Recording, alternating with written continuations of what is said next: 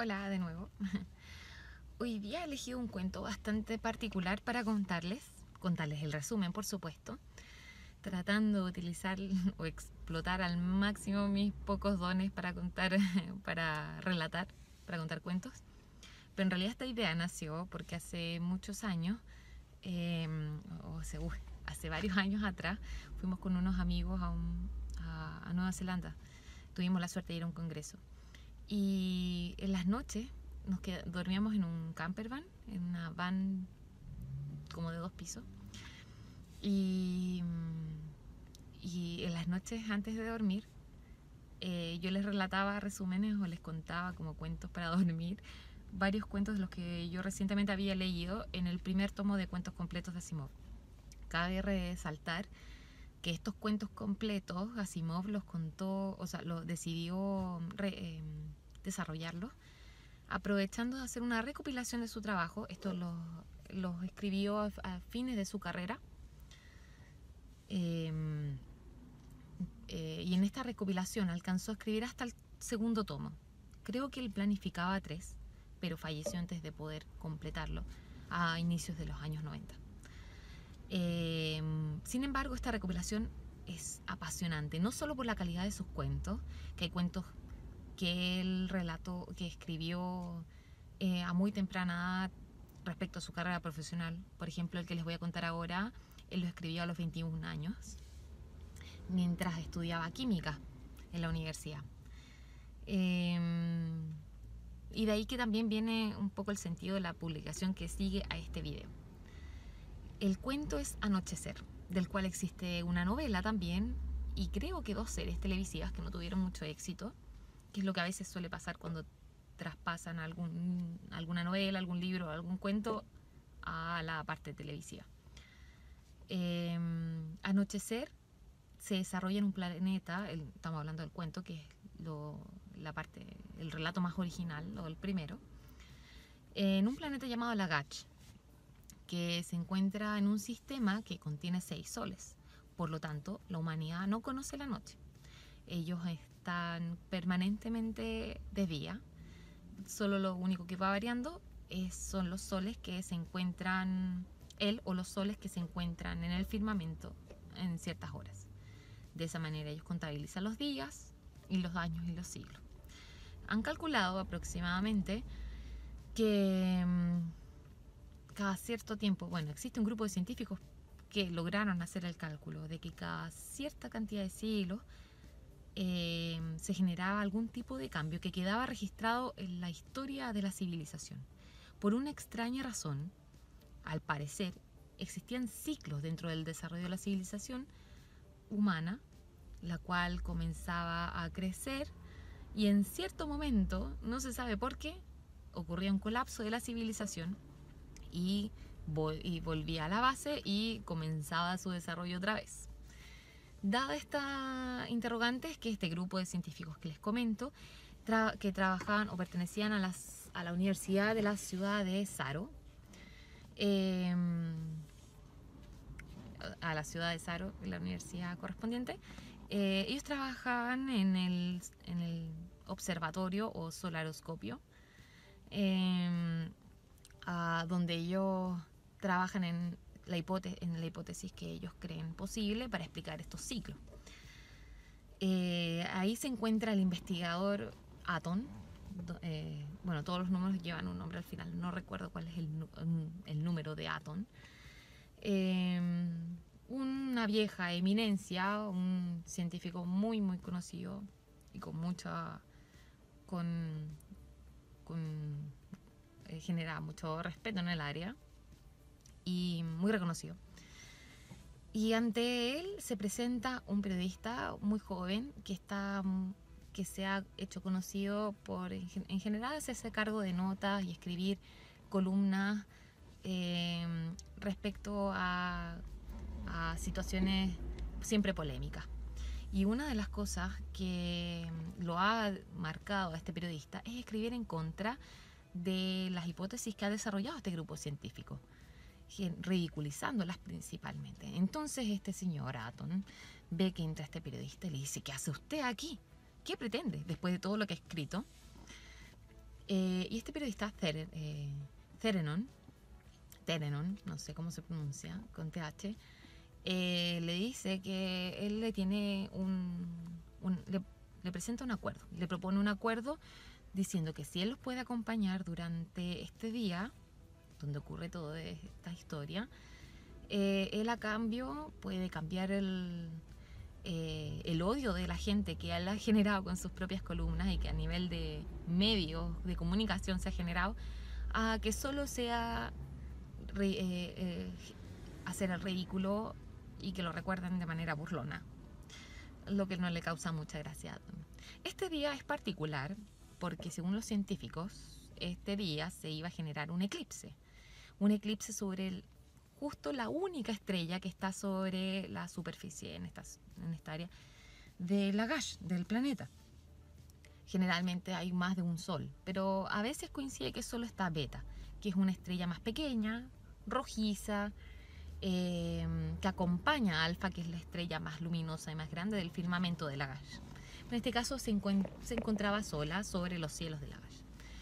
Entonces los científicos decían que este día correspondía al eclipse, que por lo tanto era muy probable que quedara en las tinieblas el planeta, porque además, al parecer, algo no había calzado en los cálculos de acuerdo a la ley de gravitación universal, que hace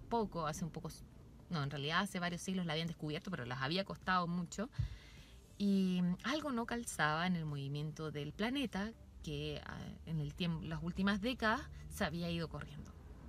Y de ahí partió generar esta hipótesis para poder explicarlo. Y la hipótesis que lo respondía era que existía un séptimo cuerpo alrededor de Lagash, que era un cuerpo opaco, que la única manera en que se viera era reflejando la luz de las otras estrellas, pero al estar siempre tan iluminado el cielo, eso nunca había permitido verlo. Y que al parecer este cuerpo, justo en este día, se interpondría entre la única estrella visible, Beta, y Lagash, el planeta de Lagash. Y eso implicaba un eclipse total de al menos 8 horas. De hecho, se estimaba que era más de mediodía. Entonces, ante eso se estimaba que iba a haber una oscuridad total, que de hecho, aunque rotara el planeta, le iba a seguir llegando oscuridad, porque además el tamaño de esta luna satélite era bastante grande y estaba suficientemente cerca para abarcar, creo que 16 veces más el área visible de la estrella Beta. Entonces, esa era la preocupación de los científicos, porque además suponían que lo más probable es que la gente se volviera loca.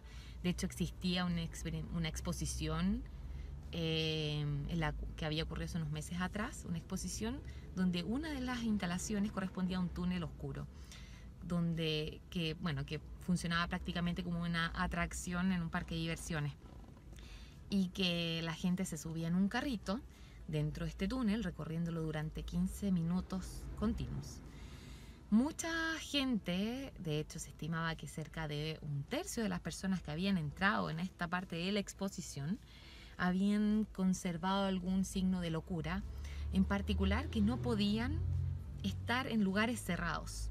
De hecho, la única manera de ingresar a los lugares cerrados, incluso para dormir, era sedándolo. La mayoría de estas personas finalmente habían concebido su vida diaria durmiendo en lugares abiertos, porque no era capaz de entrar ni siquiera a sus propias casas, luego de permanecer estos 15 minutos en la oscuridad de un túnel. De hecho, hubo 8 muertes en este túnel debido al pánico que generaban las personas, y claro, dentro de las personas que habían ingresado habían varios que tenían problemas o preexistencias cardíacas. Entonces, una vez estar estos 15 minutos dentro de un túnel oscuro, más de alguno había sucumbido ante el miedo y el pánico. Entonces, ante esa evidencia bastante clara, los científicos tenían mucho miedo de que finalmente la gente, todos se volvieran locos. Y además estaba la existencia del libro de revelaciones, al cual seguía una religión llamada el culto. Este libro de revelaciones contaba que cerca de 2050 años, 2059, paréntesis, en la novela creo que este valor se cambia a 2049 años, el ciclo del eclipse, pero en el cuento creo que es 2059 años.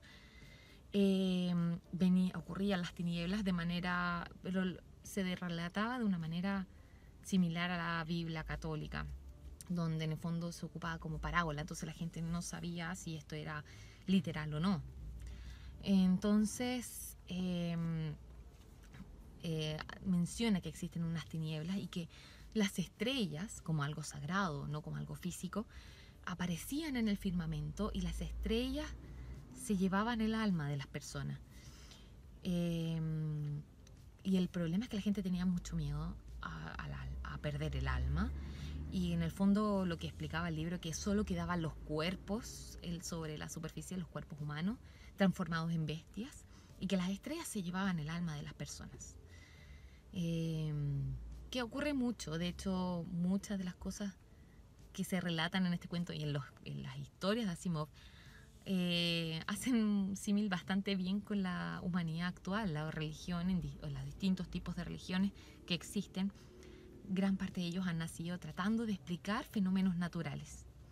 Entonces, dado este contexto, viene este periodista diciendo que por favor se quiere pasar el día y esperar el eclipse de este evento con los investigadores, principalmente para estar presente en el después, porque él no creía que fuera a ocurrir. Entonces, en el fondo, él quería estar presente ante la locura, más bien dicho, el ridículo en el que iban a quedar estos científicos, y él les proponía que en lugar de mantener la ira, porque además había una gran parte de la sociedad que presentaba mucha ira contra estos científicos por andar blasfemando y jugando además con el fin de la humanidad, transformarla en solo bromas y que pasaran la historia por el ridículo. En eso entonces Atom, con muy poca paciencia, este científico además estaba liderando todas las acciones que se iban a tomar durante ese día, que no era cualquier día, le dice, bueno, quédate aquí pero no estorbes. Y de repente aparece un psicólogo, su nombre era Sheeran, creo, y Atom queda sorprendido y dice, ¿qué haces tú, Sheeran, aquí? Tú deberías estar en el refugio. Y resulta que los investigadores habían generado un refugio para cerca de 3.000 personas, o cerca de 300 personas, si no me equivoco, pero no era un grupo tan grande respecto al resto de la humanidad, por supuesto, para que quedaran aisladas del resto de la ciudad y con antorchas en su interior, de manera que tuvieran luz permanente durante estas 8 a 16 horas que duraba el eclipse. Y Chin le dice, sí, pero a mí no me van a extrañar, soy un psicólogo y además lo que se necesitan allá son hombres. Bueno, este libro se escribió, no sé si en los años 30 o los años 40, creo que en los años 40, en el año 41. Y considerando el machismo de la época, obviamente que eso se ve reflejado en este caso. Todavía no existía Susan Calvin en la mente de Asimov, parece también. Entonces el psicólogo le dice, bueno, lo que se necesita son hombres fornidos que puedan ayudar, y mujeres y niños, y las mujeres principalmente destinadas a criar. Y yo no tengo ninguna de las dos habilidades porque soy muy gordo, entonces no tengo precisamente el mejor físico para ayudar, y válgame Dios si me ponen a criar niños. De esa manera bien burlona, él justifica haberse salido del refugio diciendo, bueno, y queda un cupo adicional. Bueno, Atom le da la misma orden que al periodista. Mira, lo importante es que no estorben aquí, porque nosotros tenemos que trabajar en tomarle fotografías al eclipse. Si ustedes van a estar aquí y allá, nos van a estorbar. Entonces Sheeran propone contestarle las preguntas al periodista. Le explican en palabras muy simples la ley gravitacional, diciéndole que dos cuerpos con ciertas masas se van a atraer proporcionalmente a sus masas, pero inversamente proporcional al cuadrado de sus distancias. El periodista queda impactado con lo fácil que se lo explica. Y ahí Ching, este psicólogo, además le explica el contexto. Lo que yo les he explicado, en el fondo, que existe esta hipótesis de que existe un cuerpo opaco que podría generar un eclipse, y que eso se asocia probablemente a los ciclos del desarrollo de la civilización humana en el planeta de Lagash. Y el periodista medio escéptico le dice, bueno, pero ¿cómo se va a volver la gente loca por unas horas de oscuridad? Ahí Chirin le recuerda el experimento de la exposición donde habían muerto 8 personas y un tercio de las personas que habían visitado este túnel se habían vuelto locas, sin vuelta atrás. Y además le dice, haga la prueba, cierra la cortina. Además ya había una luz bastante baja, porque además Beta es la estrella que menor luz generaba en la superficie de la Lagash. Y además ya estaba media rojiza. Todavía no comenzaba el eclipse, eso sí. Y cierra las cortinas que se ocupaban principalmente cuando había más de un sol y muy luminosos en el cielo. Entonces la cierra y se da cuenta un poco que se empieza a poner nervioso, pero se trata de controlar para mostrar la compostura. Dice, no me ha pasado nada, no entiendo el origen de su teoría, de la teoría de ustedes, de que la gente se va a volver loca.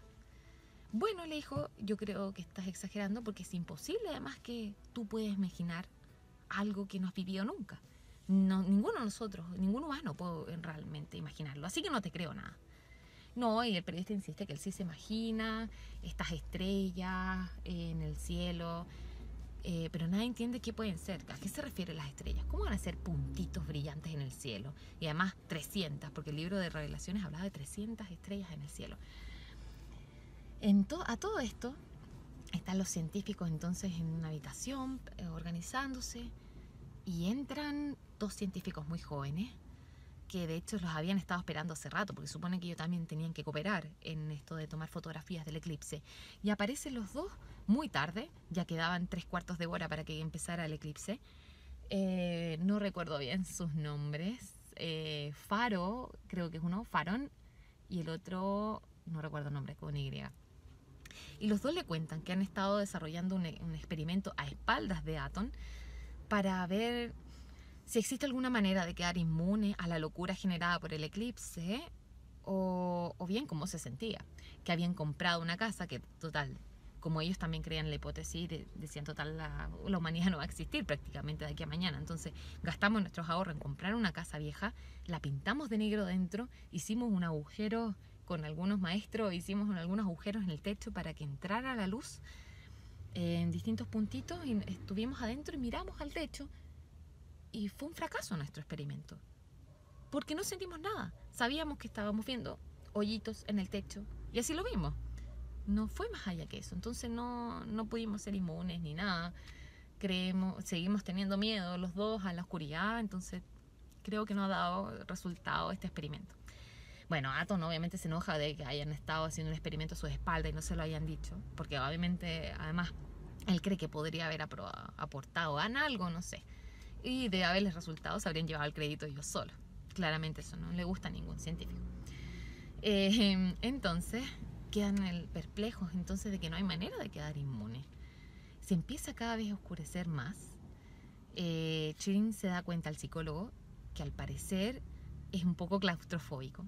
Entonces a medida que se empieza a oscurecer y comienza el eclipse, empieza a sentir que se ahoga, como que le cuesta respirar, y le pregunta al periodista y a otro científico, le dicen, ¿tú tienes problemas para respirar? Porque yo siento que como que se me apretó la garganta. No, le dicen, no, yo no tengo ningún problema. Qué raro. Entonces debo tener inicios o alguna preexistencia de pánico o de claustrofobia, solamente que adormecida hasta este momento que se presentan las condiciones para tenerla. Entonces, ya cuando se empieza a oscurecer mucho, comienza el eclipse, se dan cuenta de que sienten ruidos en el techo y se dan cuenta de que uno de los cultistas había entrado a la fuerza al observatorio y había tratado de romper las placas con las cuales iban a sacar la fotografía. Entonces se enojan y le dicen, ¿pero qué estás haciendo aquí? Aton, enojadísimo, y bueno, otro científico joven de los que lo apoyan también él se descontrola mucho más y lo agarra por el cuello y le dice, ¿qué estás haciendo aquí? Lo amenaza con golpearlo y Aton le dice, a ver, detente, vamos a llegar a un acuerdo, o explícame, mejor dicho, ¿a qué vienes acá? No, es que ustedes, explica el cultista, quieren demostrar con sus instrumentos que en el fondo toda nuestra teoría religiosa y las cosas que nosotros consideramos espirituales, ustedes las banalizan como simples cosas de la naturaleza, y eso no puede ser. Eso son blasfemias. ustedes con sus instrumentos, hablándole cosas a la humanidad que no corresponden. De modo que yo vengo a intervenir a nombre del culto sus instrumentos. Y el joven le dice, pero ¿cómo te atreves? Y lo empieza a amenazar. Atom también lo amenaza con que su joven ayudante le golpee. Y el psicólogo se le ocurre una idea y le dice, mira, te vamos a encerrar en una habitación que no tiene ventana y tiene solo una puerta y que se cierra por fuera. Mientras todo esto pase, te vamos a encerrar ahí para que no molestes al grupo de científicos mientras hacen sus proyectos, desarrollan y toman la fotografía. Y ahí como que entra un poco en pánico el cultista. Entonces, como había alegado de que iba a morir de inanición, porque claro, los científicos se iban a volver locos con el eclipse y con las estrellas, y que se iba a quedar encerrado ahí, o que iba a morir de asfixia, Turing le dice, tú no tienes miedo por eso en verdad. Tú lo que tienes miedo, y que por eso te lo he mencionado, es porque ustedes tienen en su libro de revelaciones escrito que las personas que se oculten de las estrellas pues pierden su alma y creo que se va al infierno. Así que en el fondo, si tú sigues insistiendo en que vas a destrozar las cámaras y todas las cosas, finalmente nosotros te vamos a dejar encerrado y bueno, tú piensas según tu religión que vas a perder tu alma. Así que tú decides. Y bueno, y el cultista bajo esa presión, aterrorizado, dice, ok, doy mi palabra de que no voy a romper nada. Y empiezan y se dan cuenta que ya llevaba 15 minutos el eclipse, se habían equivocado además en el tiempo de la estimación, y se empieza a oscurecer de a poco. Y empiezan a sentir un poco más frío. Bueno, igual como nuestra reciente experiencia acá con el eclipse, empieza a correr un viento frío y cada vez más oscuro, cada vez colores más rojizos, cercanos al morado, al violeta, como si el cielo fuera una verdadera berenjena.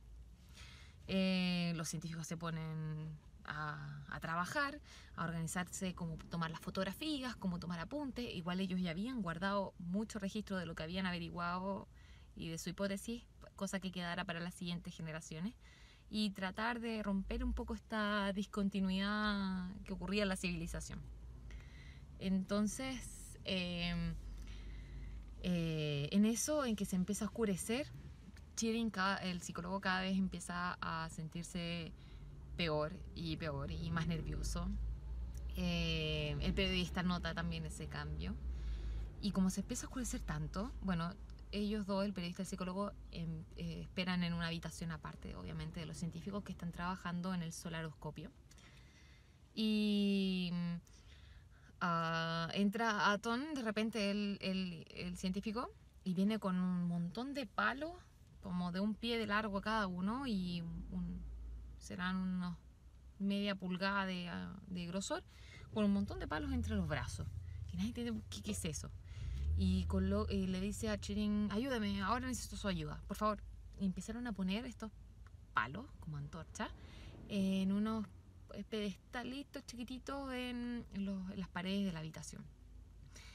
Y el periodista dice, ¿qué es eso? ¿Por qué no se quema como un palo? Porque en el fondo se quemaría entero de una vez. Esto no se está quemando una vez, solo se quema la parte superior.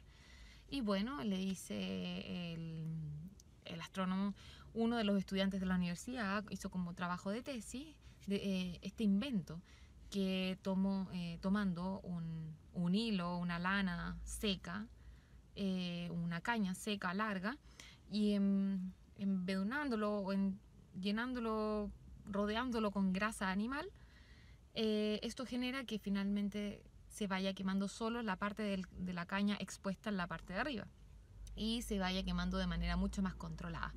Así no ocurre lo que pasaría con una rama de madera.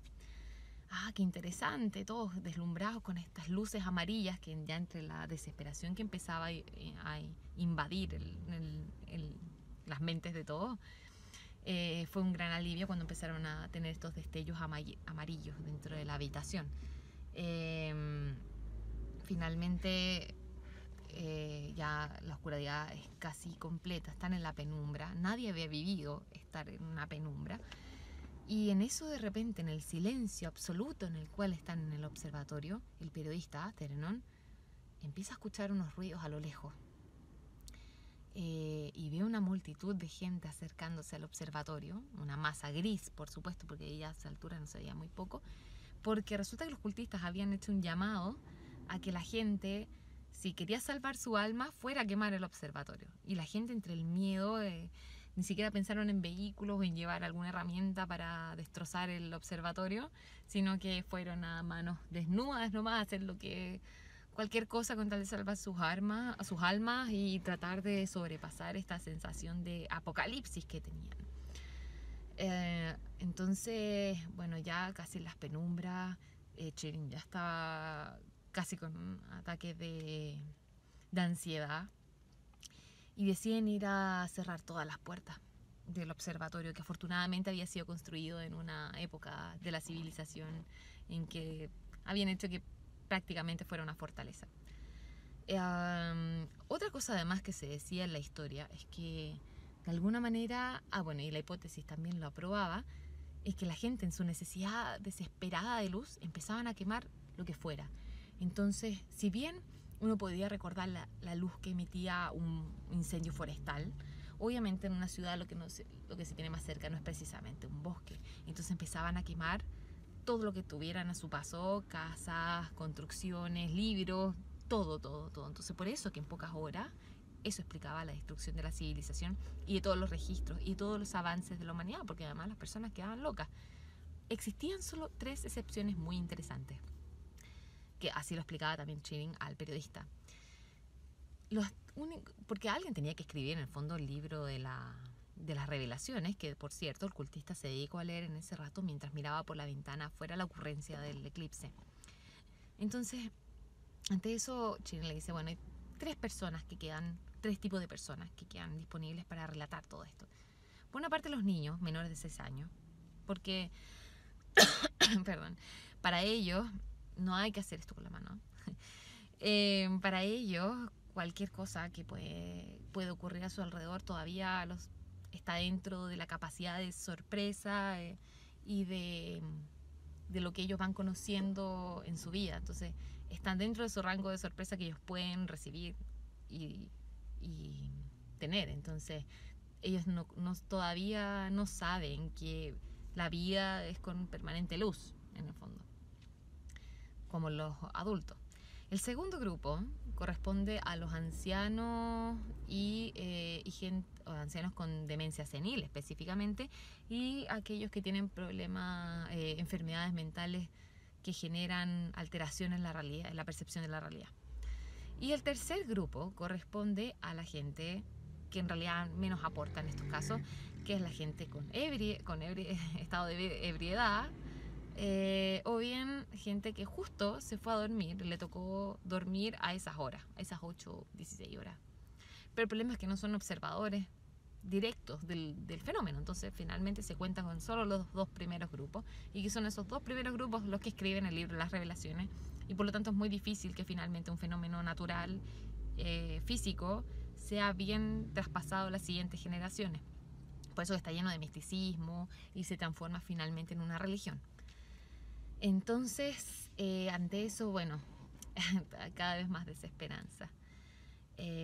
Logran generar barricadas dentro de las puertas, bien feitas y bien feas y poco simétricas, pero bien útiles ante las puertas del observatorio, así que logran protegerse de la estampida que viene afuera.